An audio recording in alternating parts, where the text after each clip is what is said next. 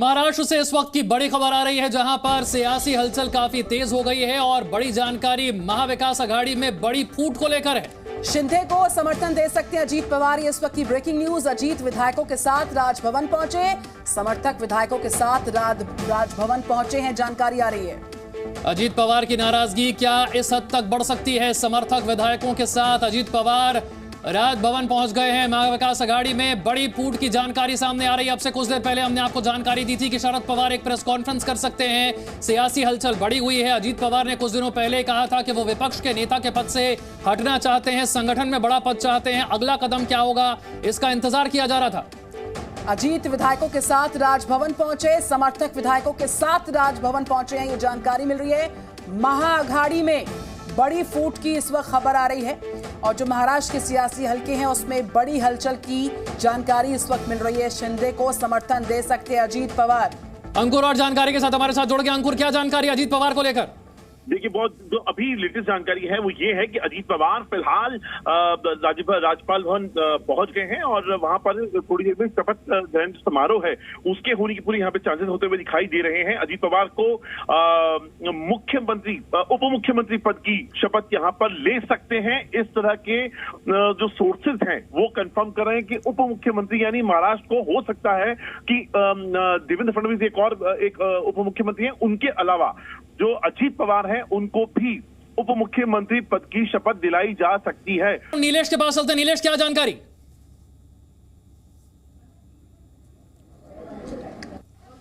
जी बिल्कुल, इस वक्त बेहद बड़ी खबर महाराष्ट्र राजनीति से आ रही है, जहां पर हमने सुबह देखा कि किस प्रकार मीटिंग का सिलसिला हो रहा था अजीत पवार के साथ, और अब अजीत पवार के साथ जितने नेतागण थे, जितने विधायक थे, वो फिलहाल अब से थोड़ी देर पहले इस राजभवन में दाखिल हुए हैं और लगातार जो गाड़ियों का सिलसिला है, जो काफिला है, वो अंदर गुजर रहा है।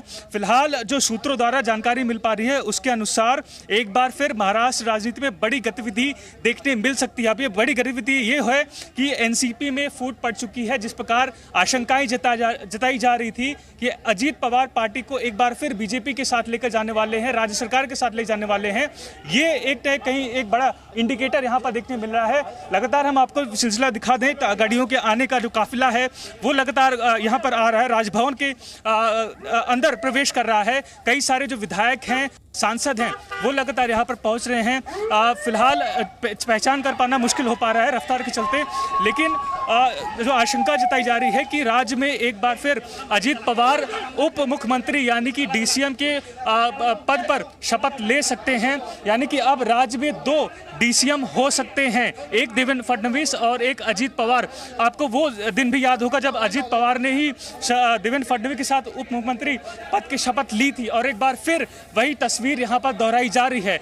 उस समय अर्ली मॉर्निंग यानी सुबह का समय था, लेकिन आज दिन के उजाले में ये शपथ विधि करने का जो जिक्र है, जो सूत्र द्वारा जानकारी मिल पा रही है वो है। वहीं हमने अभी थोड़ी देर पहले सुना शरद पवार एक प्रेस कॉन्फ्रेंस लेते हैं जिनमें वो कहते हैं कि अजीत पवार ने बैठक क्यों बुलाई, मुझे इसकी जानकारी नहीं है, लेकिन जब मैं मुंबई पहुंचूंगा तो शाम को उनके साथ चर्चा होगी, जिसके बाद मैं आपके सामने खुलकर बता पाऊंगा कि आखिर ये बैठक क्यों बुलाई गई थी, इस बैठक में क्या था। तो क्या शरद पवार को भी इस पूरे फैसले से अवगत नहीं कराया गया था? क्या अजीत पवार ने एक सरप्राइजिंग डिसीजन लिया है? लेकिन सवाल ये खड़ा होता है कि जब पार्टी के सभी आला नेता, सांसद, विधायक उनके साथ बैठते हैं, कई घंटे मुलाकात होती है, तो क्या शरद पवार को इस बारे में जानकारी नहीं थी? क्या शरद पवार सचमुच नीलेश के पास लौट रहे हैं इस वक्त की ब्रेकिंग न्यूज। डिप्टी सीएम बनाए जा सकते हैं अजीत पवार, ये सबसे बड़ी खबर। अंकुर त्यागी, क्या जानकारी? देखिए, जो जानकारी मिल रही है उसके मुताबिक कई ऐसे नाम हैं वो जो निकल के आ रहे हैं। उनमें से मैं आपको बता देता हूं, अजीत पवार हैं, छगन भुजबल हैं, दिलीप वलसे पाटिल हैं, हसन मुश्रीफ हैं, धनंजय मुंडे हैं, इसके अलावा अदिति तटकरे, अनिल पाटिल, ये जो तमाम नाम हैं वो फिलहाल यहाँ पर हमें जो पता चल रहा है उनको शपथ दिलाई जा सकती है। और महाराष्ट्र में अब 2 उप मुख्यमंत्री यहाँ पर हो सकते हैं। पहले ही जो देवेंद्र फडणवीस हैं वो उप मुख्यमंत्री के पद पे काम कर रहे हैं, उसके अलावा उनके पास गृह मंत्रालय भी है, और अजीत पवार को यहाँ पर दूसरा जो उप मुख्यमंत्री बनाया जा सकता है। उनके अलावा एनसीपी के कुछ 9 विधायक भी हैं जिनको मंत्री बनाया जा सकता है। और बड़े नाम जो मैं आपको बता रहा हूं उनमें छगन भुजबल का नाम है, दिलीप वलसे पाटिल हैं, हसन मुश्रीफ हैं, धनंजय मुंडे, अदिति तटकरे, अनिल पाटिल, ये तमाम वो नाम हैं जो निकल कर आ रहे हैं, जो एनसीपी से अलग होकर अब उनको यहाँ पर मंत्री बनाया जा सकता है। तो फिलहाल महाराष्ट्र की राजनीति में जो घटनाक्रम है वो तेजी से यहाँ पर बदलता हुआ दिखाई दे रहा है। लेकिन क्या ये पहले से प्लान था अंकुर? क्योंकि अब से थोड़ी देर पहले तक जानकारी ये थी कि वो प्रदेश अध्यक्ष बनना चाहते हैं, अब अचानक से वो निकलते हैं मीटिंग से और सीधे डिप्टी सीएम पद के लिए उनकी शपथ की बात सामने आने लगती है। क्या ये पहले से प्लान था? ये घटनाक्रम को अगर आपको शुरुआत अगर मैं करूं तो 2 महीने पहले की बात है, जब मई की शुरुआत शरद पवार अचानक से अपना इस्तीफा अनाउंस कर देते हैं। आप इस पूरे घटनाक्रम को वहां से होते हुए देखिए और वहां पर उसके बाद 3 दिनों का पूरा घटनाक्रम होता है, पूरा नाटकीय घटनाक्रम चलता है। उसके बाद वो अपना इस्तीफा वापस ले लेते हैं और यहाँ पर एक ही व्यक्ति था जो लगातार, जिसका जो बॉडी लैंग्वेज है वो काफी ज्यादा अनसर्टन दिखाई दे रहा था, वो था अजीत पवार। उसके बाद दिल्ली में एक मीटिंग होती है और एक पूरी जो राष्ट्रीय कार्यकारिणी की जो मीटिंग होती है उसके अंदर शरद पवार साफ तौर पे कहते हैं जो जिम्मेदारी है कार्यकारी अध्यक्ष के तौर पे वो अपनी बेटी सुप्रिया सूले को देते हैं और प्रफुल्ल पटेल को देते हैं, जिसमें रोल बिल्कुल भी कोई भी रोल अजीत पवार को नहीं दिया जाता है। जबकि अजीत पवार का अपना एक बहुत बड़ा फैन बेस है, या जो उनके कार्यकर्ता है उनको बहुत मानते हैं और रूरल में, खासतौर पे महाराष्ट्र के रूरल में उनकी पकड़ जबरदस्त है। तो यहाँ पर जो लगातार ये उसी के बाद से ही अंदाजा लगाया जाना शुरू हो चुका था कि अब यहाँ से कोई भी घटनाक्रम घट सकता है, लेकिन घटनाक्रम में इतना तेजी से बदलाव आएगा शायद इस बात का अंदाजा नहीं लग पा रहा था।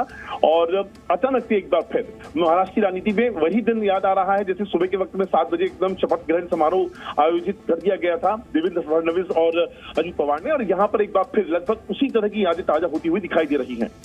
कितने विधायक हो सकते हैं इनके साथ? शुरुआत में जो संख्या थी वो 15 से 18 बताई जा रही थी, अभी कितनी संख्या है विधायकों की जो इनके सपोर्ट में है? मुझे पता चल रहे हैं, सूत्रों के मुताबिक जो नाम पता चल रहे हैं, अजीत पवार के अलावा छगन भुजबल, दिलीप वलसे पाटिल पूर्व गृह मंत्री रह चुके हैं पूर्ववर्ती सरकार में, हसन मुश्रीफ, धनंजय मुंडे, अदिति तटकरे, अनिल पाटिल, ये वो नाम हैं जो जिनको शपथ दिलाई जा सकती है। और ये तमाम बड़े कद्दावर नेता हैं। अगर आप एनसीपी की राजनीति को जानते हैं, आपको पता है, तो ये तमाम नाम बहुत बड़ा कद रखते हैं एनसीपी में।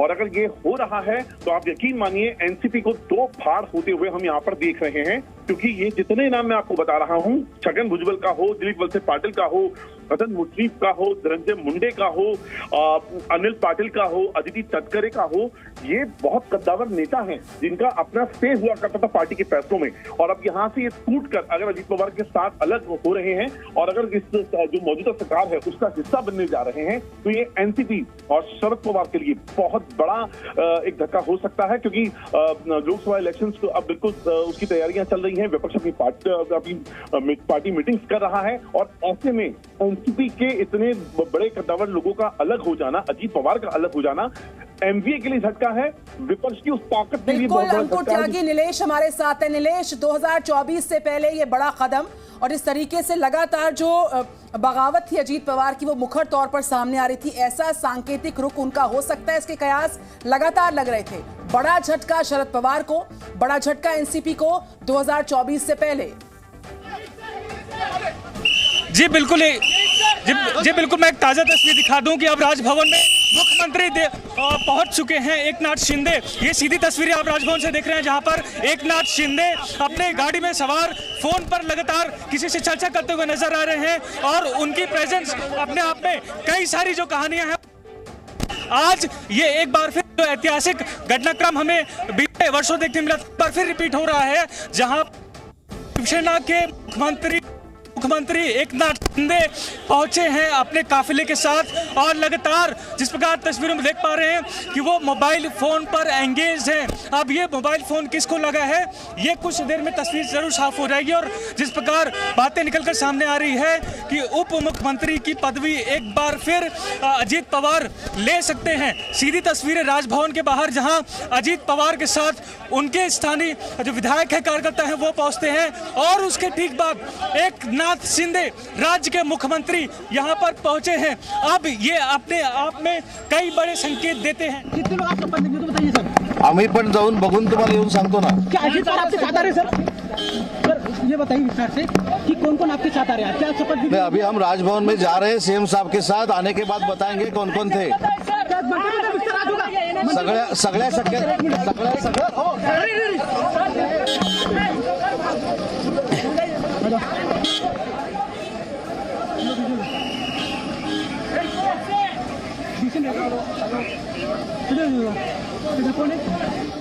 और मुख्यमंत्री के काफिले के ठीक पीछे पहुंचे हैं और ये अपने आप में कई सारी जो घटनाक्रम है उसके पहले की जो तस्वीरें हैं वो पेश कर रहा है। कई सारे एनसीपी के विधायक कार्यकर्ता पहुंचते हैं, उसके ठीक बाद मुख्यमंत्री पहुंचते हैं राजभवन में। और जिस प्रकार जानकारी मिल रही है कि यहाँ पर जो आला अधिकारी हैं राजभवन के, उन्हें भी सूचित किया गया है, उन्हें भी यहाँ पर बुलाया गया है। यानी कि एक बड़ी तस्वीर जो है वो निर्माण हो रही है 2024 के पहले। और ये एक अलग कहानी इसलिए भी बयां करती है क्योंकि आज सुबह ही कुछ मिनट पहले ही शरद पवार प्रेस कॉन्फ्रेंस लेते हैं जिसमें वो जिक्र करते हैं कि अजित पवार ने क्यों बैठक बुलाई है, किस विषय को लेकर चर्चा हो रही है, उन्हें जानकारी नहीं है। तो क्या इस बात को सही माना जाए कि अजित पवार ने आखिरकार पार्टी को तोड़ दिया है, पार्टी के टुकड़े कर चुके हैं? क्या वाकई शरद पवार को इस मुद्दे को लेकर कोई जानकारी नहीं थी? ये लगातार एक बड़ा सवाल बना हुआ है क्योंकि इससे पहले 2019 में जब इस तरह का घटनाक्रम हुआ था उस दरमियान भी लगातार देवेंद्र फडणवीस कहते रहे कि शरद पवार के सहमति से ये पूरा जो शपथ विधि है वो हुई है।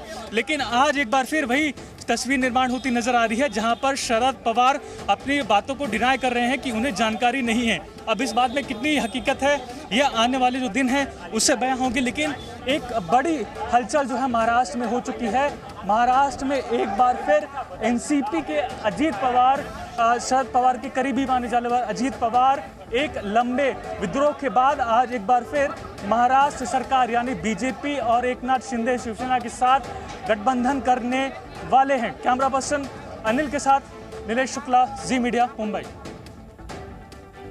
तो नीलेश जानकारी दे रहे हैं कि देखिए तस्वीरें आपके सामने हैं, एक एक करके नेता जो हैं वो राजभवन पहुंच रहे हैं। जानकारी यह है कि अजित पवार महाराष्ट्र सरकार का हिस्सा बनने जा रहे हैं, उप मुख्यमंत्री पद की शपथ ले सकते हैं अब से कुछ ही देर में, सूत्र बता रहे हैं। और न सिर्फ वो शपथ लेंगे बल्कि उनके साथ साथ उनके समर्थक विधायक पहुंचे हैं जो मंत्री पद की शपथ ले सकते हैं। बड़ी जानकारी, एकनाथ शिंदे राजभवन पहुंच गए और हमारे साथ अंकुर त्यागी लगातार। अंकुर, जो जानकारी इस वक्त आ रही है, एकनाथ शिंदे राजभवन पहुंचे हैं और शपथ को लेकर तैयारियां शुरू हो चुकी, ये भी जानकारी इस वक्त सामने आ रही है। अंकुर, फिलहाल जो जानकारी निकल के आ रही है वो ये है कि जो मुख्यमंत्री इस वक्त वहां पे मौजूद हैं, एकनाथ शिंदे, वो राजभवन पहुंच चुके हैं। अजित पवार के साथ कई जो बड़े नाम हैं वो यहाँ पे जो उप मुख्यमंत्री के पद की शपथ अजित पवार ले सकते हैं। और उनके अलावा मंत्री के पद के तौर पे कई बड़े नाम हैं जो जिनको शपथ दिलाई जा सकती है। जो नाम मेरे सामने आ रहे हैं ये सूत्रों के मुताबिक हैं, लेकिन नामों में छगन भुजबल का नाम है, दिलीप वलसे पाटिल पूर्व गृह मंत्री रह चुके हैं, हसन मुशरीफ आते हैं, इसके अलावा धनंजय मुंडे हैं, अदिति तटकरे हैं, अनिल पाटिल, ये तो तमाम नाम हैं। ये नाम अंकुर बड़े नाम हैं, किस तरह की चर्चा इससे पहले हुई है? क्योंकि इतना बड़ा फैसला लेने से पहले संकेत जरूर मिल जाते हैं। देखिए जाहिर तौर पर, लेकिन ये जो तैयारियां हो रही थी ये एकदम हुआ है, मुझे लगता नहीं कि ये कहा जा सकता है, क्योंकि जिस दिन से शरद पवार ने अपनी पार्टी को लेकर रुख बिल्कुल क्लियर कर दिया कि उनके जो कार्यकारी अध्यक्ष के पद पर अजित पवार का कोई भी रोल नहीं रखा गया। अंकुर, मैं आपके पास लौटूंगा। नीलेश हमारे साथ है। नीलेश, जरा तस्वीरें दिखाइए, कौन कौन पहुंच गया राजभवन?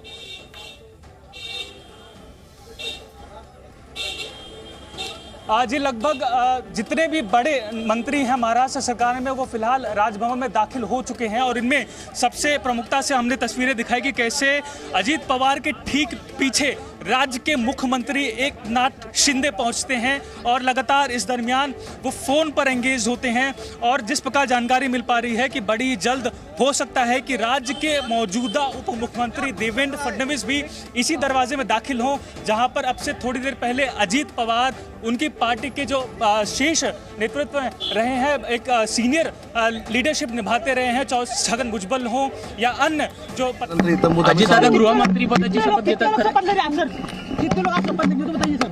आम्ही पण जाऊन बघून तुम्हाला येऊन सांगतो ना। क्या अजित पवार आपके साथ आ रहे सर? ये बताइए विस्तार से कि कौन कौन आपके साथ आ रहे हैं, क्या शपथ? अभी हम राजभवन में जा रहे हैं सीएम साहब के साथ, आने के बाद बताएंगे कौन कौन थे। हैं। नीलेश, एक बार फिर से लिस्ट कौन कौन है अजीत पवार के साथ?